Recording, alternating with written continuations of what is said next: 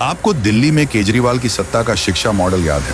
स्कूलों में शिक्षक नहीं थे, परमानेंट प्रिंसिपल नहीं थे। निचले स्तर की व्यवस्थाओं में दिल्ली के बच्चे और उनके अभिभावक भविष्य की आशाएं खोज रहे थे। एजुकेशन के हालातों का अंदाजा इससे लगाइए कि सत्र 2023-2024 में क्लास 9th के 1 लाख और क्लास 11th के 50,000 बच्चे फेल हो गए। सरकारी स्कूलों में एडमिशन की दर भी गिरने लगी।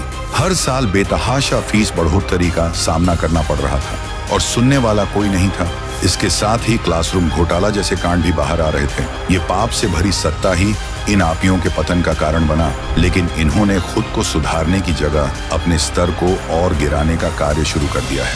अब जब दिल्ली में रेखा गुप्ता जी की सरकार लगातार शिक्षा व्यवस्था को बेहतर कर रही है, शैक्षणिक विकास की ओर आगे बढ़ रही है, तो आम आदमी पार्टी लगातार भ्रामक खबरों, फेक इंफॉर्मेशन के जरिए शिक्षा व्यवस्था को धूमिल करने का काम कर रही है। हाल ही में क्रिसमस के दौरान इनके द्वारा स्कूली बच्चों, शिक्षकों के बारे में झूठ फैलाया गया और जब इस झूठ की पोल खुली तो कुत्तों की गिनती को लेकर एक नया झूठ फैलाने लगे ताकि दिल्ली की शिक्षा व्यवस्था को बदनाम किया जा सके। लेकिन इन्हें एक बात याद रखनी चाहिए कि रेखा गुप्ता जी की सरकार ने निजी स्कूलों की फीस पर लगाम कसने के लिए दिल्ली स्कूल एजुकेशन एक्ट 2025 लागू किया। स्कूलों में AI ड्रिवन लर्निंग शुरू की, शिक्षकों की भर्ती को बढ़ाया गया, शिक्षा बजट का सही इस्तेमाल सुनिश्चित किया, बच्चों के स्वास्थ्य को ध्यान में रखते हुए स्कूलों में एयर प्यूरिफायर्स लगाए। दिल्ली की शिक्षा व्यवस्था को जिस नेतृत्व की जरूरत थी, रेखा गुप्ता जी के रूप में उन्हें वो नेतृत्व मिल गया है।